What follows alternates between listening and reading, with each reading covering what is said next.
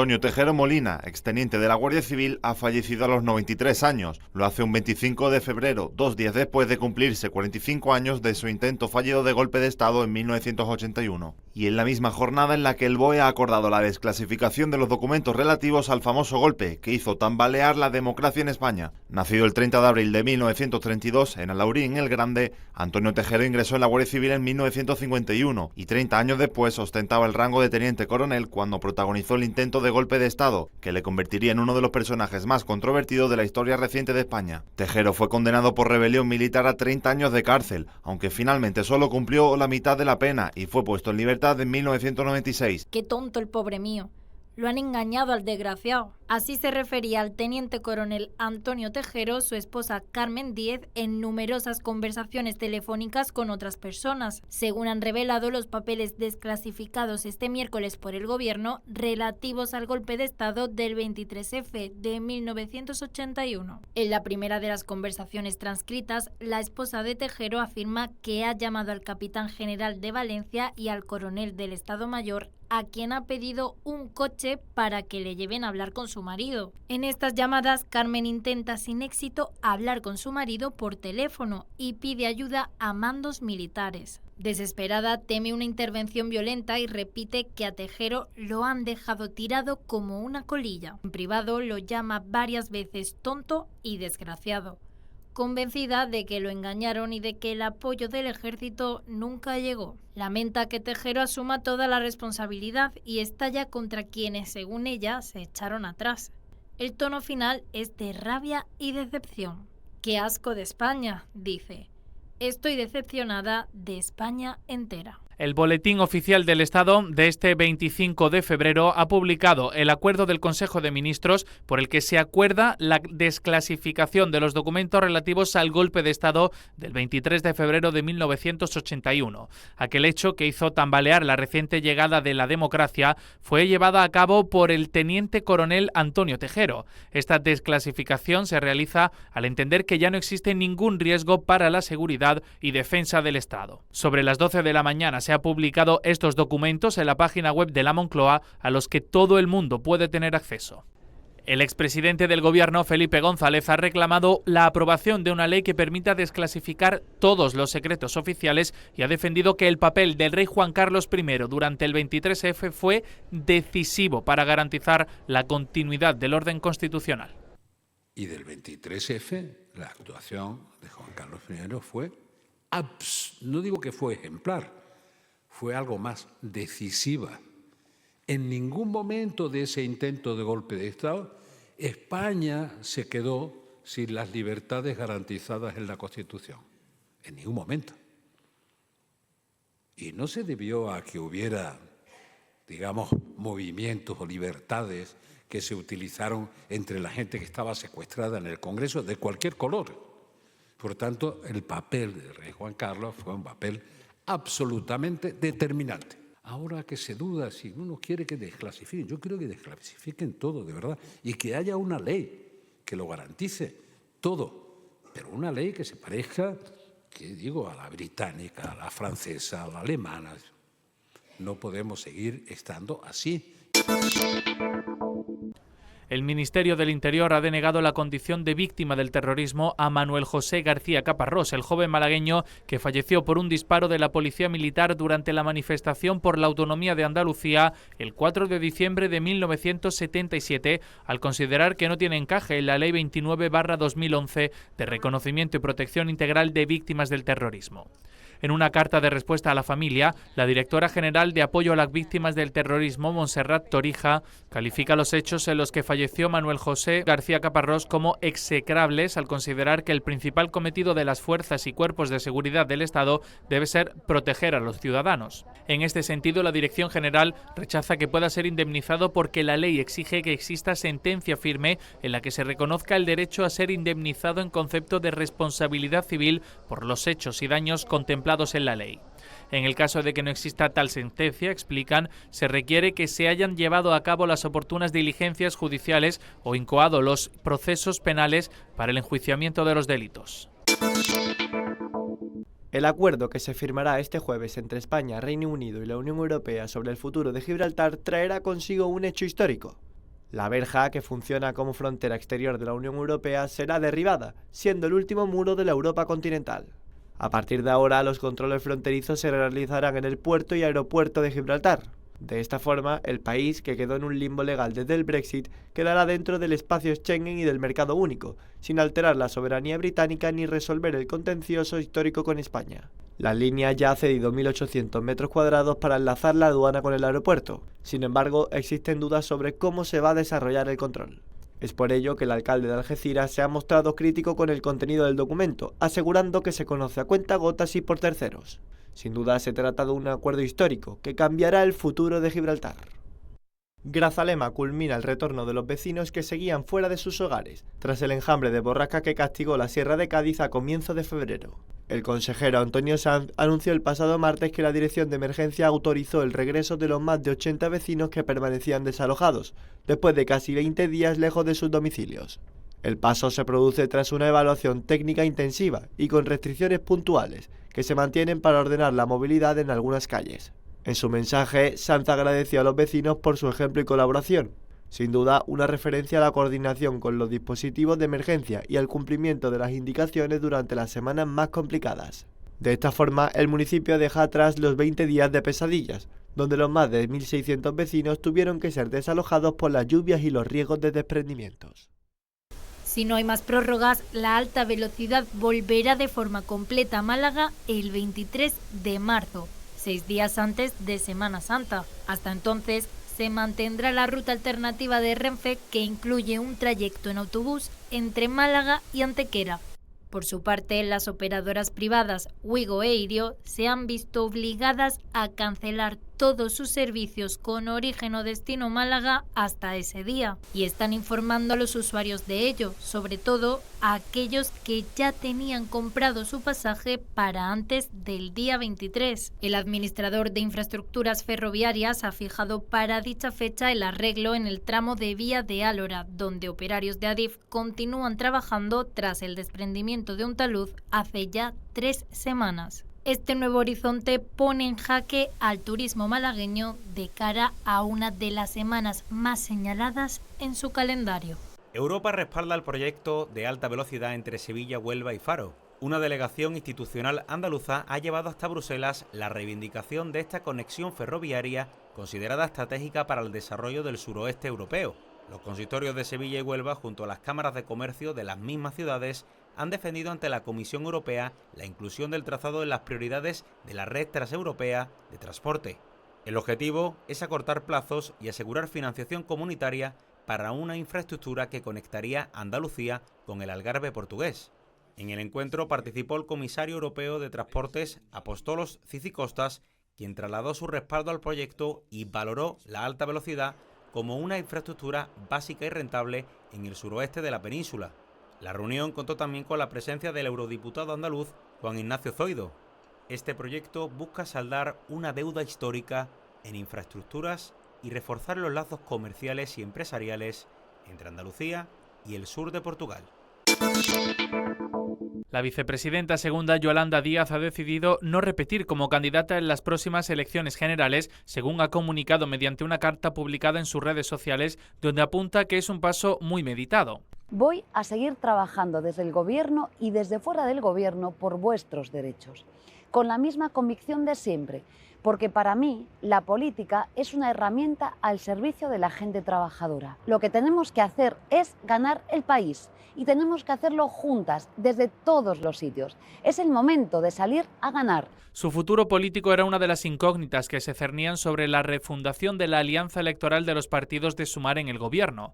Precisamente, Común, Sumar, Izquierda Unida y Más Madrid mostraron ese compromiso público durante un acto del pasado sábado del que se ausentó la ministra de Trabajo. Díaz fue la cabeza de cartel de la coalición Sumar en las pasadas elecciones generales de 2023, que cosechó más de 3 millones de votos en dichos comicios y fue clave para la conformación del actual gobierno de coalición junto al Partido Socialista.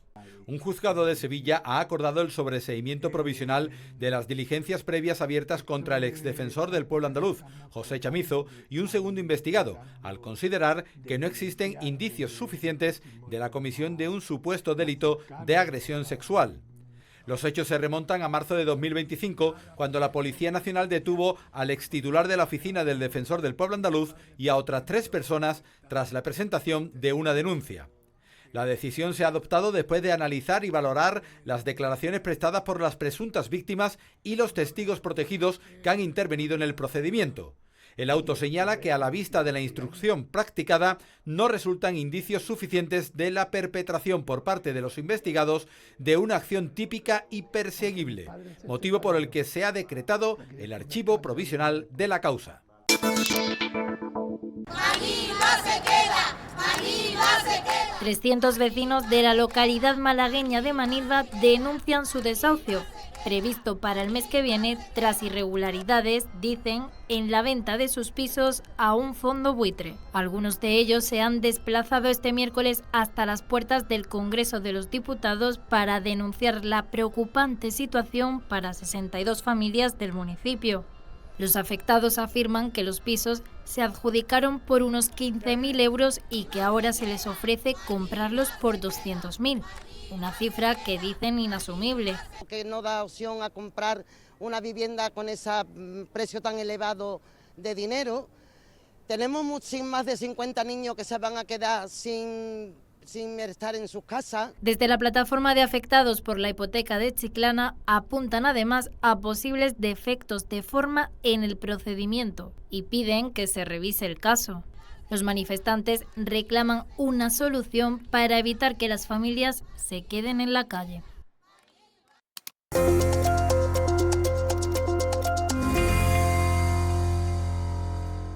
Tras vivir en primera persona la lucha contra la adicción, Juan Manuel Barroso decidió darle un nuevo sentido a su vida. Hoy es intervencionista familiar y acompaña a otras personas en su proceso de recuperación. Y no lo hace desde la teoría, sino desde su experiencia vital. Yo era un adicto funcional, que es una persona que tiene su trabajo, tiene su familia, pero sin embargo no puede parar de consumir. Entonces, un poco para que no se activen las alarmas y sobre todo para no generar esa preocupación, digamos, en la familia, pues siempre que me preguntaban yo siempre decía de que yo estaba bien. Él no duda en señalar que las adicciones están más presentes de lo que pensamos. El primer paso, afirma Juan Manuel, es pedir ayuda, un momento en el que el entorno juega un papel fundamental. El 90% es un empuje de un familiar que le hace ver esto no puede seguir así, un cierre de puertas, digamos, una ruptura de una relación, en la cual desde ahí la persona que tenga el problema de adicción decide ponerse en un tratamiento, ¿vale? Es muy complicado de que un adicto por sí mismo se ponga en recuperación. Eso no quita de que yo durante muchos años sabía que tenía un problema, pero que de cara a la sociedad no lo quería reconocer. Para él, la clave está en entender que la adicción es el síntoma de un problema más profundo. La salud mental todavía está a años luz de lo que debería de ser. Ya hay más centros de rehabilitación y más centros de salud mental, sí, pero todavía cuesta trabajo el pedir ayuda o el mostrar, como quien dice, una debilidad, cuando realmente es un símbolo de valentía reconocer, mira, no puedo, necesito ayuda para poder utilizar cada faceta de mi vida y saber llevarla y comandar mi vida sin tener que recurrir a nada. La realidad es que, aunque el estigma persiste alrededor de las adicciones, testimonios como el de Juan Manuel nos recuerdan que puede haber luz al final del túnel. Las últimas borrascas han dejado una imagen histórica en el espacio natural de Doñana, una fotografía satelital tomada el 14 de febrero por el programa europeo Copernicus muestra las marismas completamente inundadas tras recibir cerca de 600 litros por metro cuadrado, una cantidad de lluvia que no se registraba desde hace más de 15 años. Pero lo más llamativo es lo que la imagen revela. El agua ha devuelto temporalmente la forma de un antiguo mar que existió hace miles de años en el valle del Guadalquivir, el llamado Golfo Tartésico, también conocido como Lacus Ligustinus. Al comparar la fotografía actual con los mapas históricos, se aprecia cómo las zonas anegadas coinciden casi exactamente con aquel enorme golfo que llegó a unir por agua las actuales provincias de Sevilla, Cádiz y Huelva. Con el paso de los siglos, los sedimentos del río y las grandes catástrofes naturales transformaron ese mar en marismas. En la Edad Media, el paisaje ya se parecía más al actual, convirtiéndose con el tiempo en uno de los espacios naturales más valiosos de toda Europa.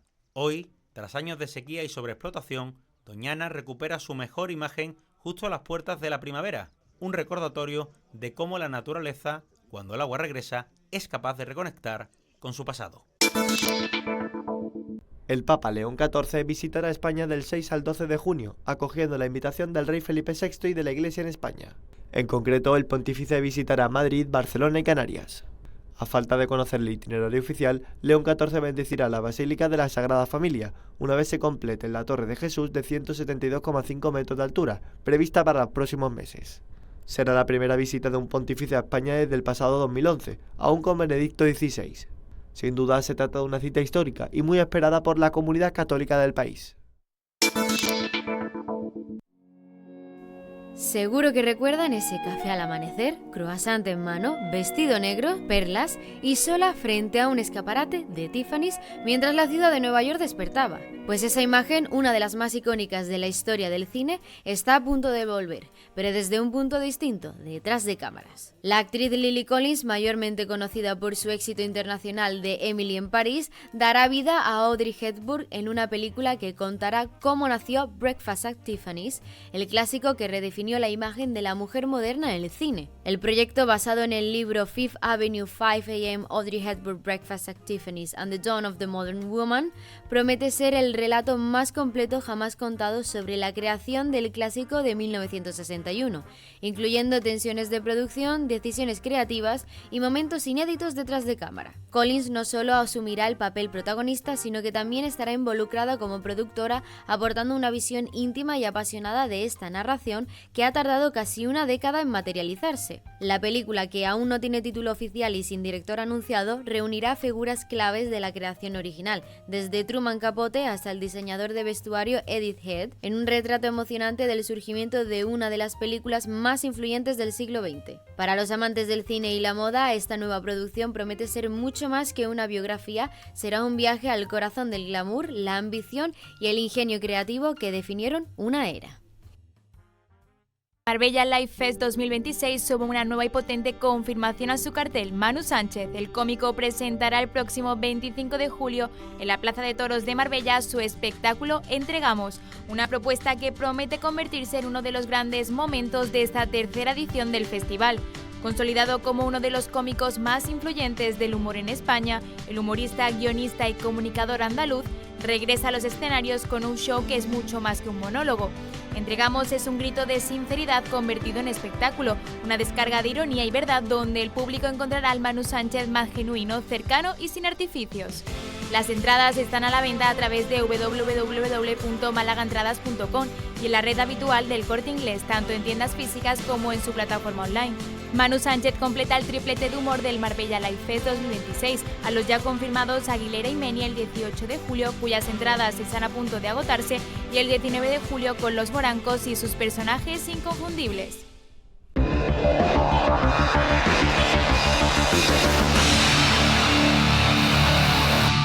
El Atlético de Madrid acompañará al Barcelona como españoles presentes en los octavos de final de la Champions League. Los colchoneros vencieron por 4-1 al Brujas, gracias a un hat-trick del delantero noruego Sorloth, que dio el pase a su equipo tras el empate a 3 en la ida. Un equipo noruego precisamente dio la campanada. Se trata del Bodo Glimt, que tras ganar al City y al Atleti en fase de grupos, lograron una clasificación histórica para los playoffs. Ahora los nórdicos han ganado los 2 partidos de la eliminatoria ante el Inter de Milán y son la gran sorpresa de esta Champions. El Bayer Leverkusen también se ha clasificado tras el empate a 0 ante el Olympiacos, que le valió para conservar la ventaja de la ida. Y el Newcastle no falló y además de la enorme renta de la ida, ganó 3-2 al Karabaj en su estadio.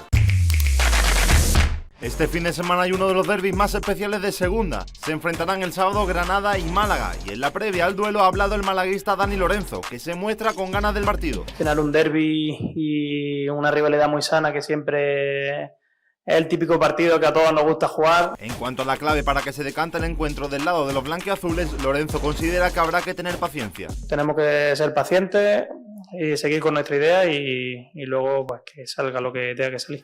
El marbellí, que ya despierta el interés en equipos de primera, es uno de los jugadores con los que se está negociando una renovación, pero su futuro en el club dependerá de manera indirecta de la categoría en la que milite el Málaga. Yo, si algún día tuviera que salir del Málaga, sería por una oferta que tanto para el club como para mí a nivel deportivo sea irrechazable, pero Félix Garreta sufrió en mayo de 2024 un accidente que le cambió la vida tras haber debutado en Primera División y en Copa del Rey con el Real Betis. Mi objetivo no ha cambiado, sigue siendo el mismo que desde pequeño, que es jugar a fútbol y disfrutar, y para eso estoy trabajando.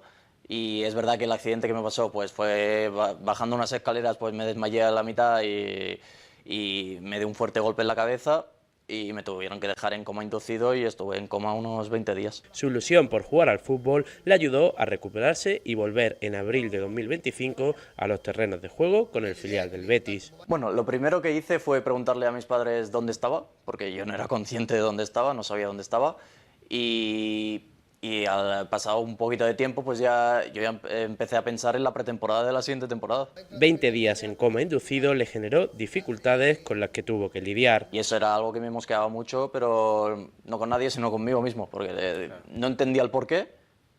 Antes no entendía el porqué, antes sí podía hacerlo y ahora no. Pero bueno, es algo que tienes que aceptar y trabajar.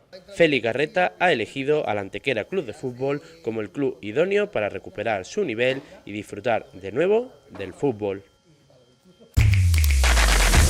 Todavía no ha tenido tiempo de celebrarlo con su familia porque fue coronar Europa y volver a la competición con el Barça, pero el jienense Antonio Pérez, mejor jugador del europeo, empieza ya a asimilar todo lo vivido con la selección española de fútbol sala. Llevamos 10 años sin ganar desde aquella vez en Serbia en 2016. Bueno, la verdad que súper orgulloso por todo el equipo porque bueno, había mucha gente que decía que a lo mejor no lo íbamos a conseguir, que tal, que cual, que había mucha gente joven y bueno, la verdad que hemos hecho un juego muy bonito, un juego espectacular, que bueno, que la gente que veía el partido se lo pasaba bien. El fútbol sala también español, después de tantos años de sufrimiento, se merecía volver a estar en la cima. Y no es poca cosa. Con el recién finalizado Campeonato de Europa, España concluye un complejo proceso de reconstrucción. La verdad que en el Mundial de Uzbekistán tocamos fondo con aquella eliminación en octavos de final con Venezuela y bueno, la verdad que un año y medio más tarde, después de ese partido, ya ha habido una reconstrucción muy grande por parte de toda la federación, desde el seleccionador, cuerpo técnico, de jugadores que han ido viniendo. Con todo ello, el cierre de 25 años se convirtió en el auténtico faro de la selección y todo propició que se llevara a casa el MVP del torneo y la bota de oro. Sí, la verdad es que lo voy a recordar para toda la vida, la tengo ahí, todavía no me ha llegado la bota de oro, pero bueno, tengo ahí el MVP. Y bueno, cada vez que me levanto lo tengo ahí al lado de la tele, lo veo y bueno, me recuerdo de aquel mes o de este mes que hemos pasado ahí, de todo lo que hemos vivido. Aunque ambicioso, a Antonio Pérez no le basta con eso y quiere mucho más. Voy a esforzarme también día a día, trabajando mucho y dándolo todo para que no sea hoy el mejor Antonio que vayamos a ver, sino que cada día que pase sea mejor jugador y también obviamente, ¿por qué no, mejor persona? Nico Gaffi es un marbellí que hace 1 año y 9 meses el deporte le cambió la vida, concretamente el bare knuckle o el boxeo a puño limpio. La compañía que dirige Conor McGregor realizó un evento en Marbella cuando estaba pensando en retirarse, donde aprovechó la oportunidad y pasó de trabajar de jardinero a poder dedicarse a su pasión. Me abrió muchísimas puertas, estoy trabajando de lo que amo, a tiempo completo, no como antes que tenía que compartirlo con mi trabajo de jardinero. Incluso estaba pensando en retirarme porque llevar un trabajo y un deporte profesional al mismo tiempo y cuando económicamente no es algo tan viable, pues te terminas cansando, ¿sabes? Tanta ha sido su progresión en el bare knuckle, donde está invicto y el pasado 25 de octubre de 2025 se proclamó campeón de Europa, en peso pluma ante Sillers en Roma. Esta victoria le ha dado la oportunidad de ganarse un combate por el título mundial ante Kai Stewart el próximo 21 de marzo, donde a pesar de tener todo en su contra, se muestra seguro para llevarse el combate. Sí, a mí me encanta pelear el patio trasero de ellos, porque obviamente la presión la tiene él. Yo no tengo nada que demostrar, él es el campeón, yo vengo de la nada, supuestamente yo no soy nadie, entonces toda la presión la tiene él. Yo voy allí a arrebatarle lo que es suyo y lo que me pertenece a mí. Así que yo no tengo ningún tipo de presión. Además tiene claro que la pelea va a finalizar por la vía rápida, por lo que no tendrá que pasar por decisión de los jueces, y donde se anima a hacer su predicción. No creo que él venga a buscarme, porque si viene a buscarme más rápido lo voy a noquear. Si él sale como suele pelear, yo creo que lo noqueo en el primer asalto. Él nunca ha peleado con alguien tan bueno como yo, él ha tenido buenos rivales, pero todavía no ha llegado un Nico Gaffi al que se haya enfrentado. Entonces, cuando llegue el día, los españoles veréis de quién es Nico Gaffi y el por qué voy a ganar el título. En una apuesta decidida por el tenis internacional de alto nivel, el Rafa Nadal Tennis Center de Marbella se prepara para convertirse en uno de los epicentros del circuito ITF World Tennis Master Tour 2026. La renombrada instalación, ubicada junto al emblemático Hotel Don Carlos en la Costa del Sol, acogerá 2 torneos de categoría MT100 a lo largo del año, del 6 al 12 de abril y del 21 al 27 de septiembre. Estos eventos forman parte del calendario oficial de la Federación Internacional de Tenis, un circuito diseñado especialmente para jugadores mayores de 30, que busca combinar competencia exigente en un entorno deportivo y turístico de primer nivel. Marbella refuerza así su presencia estratégica en el calendario internacional, con fechas escogidas para aprovechar las mejores condiciones climáticas y ofrecer continuidad competitiva entre abril y otoño. Pero no solo se trata de deporte, los participantes vivirán una experiencia integral, con la posibilidad de alojarse en el Don Carlos y disfrutar de una vista mediterránea, el sol y las instalaciones de élite que caracteriza el Rafa Nadal Tennis Center. Una doble cita que pone a Marbella en el foco del tenis senior mundial y que promete emoción, rivalidad y espectáculo en cada punto.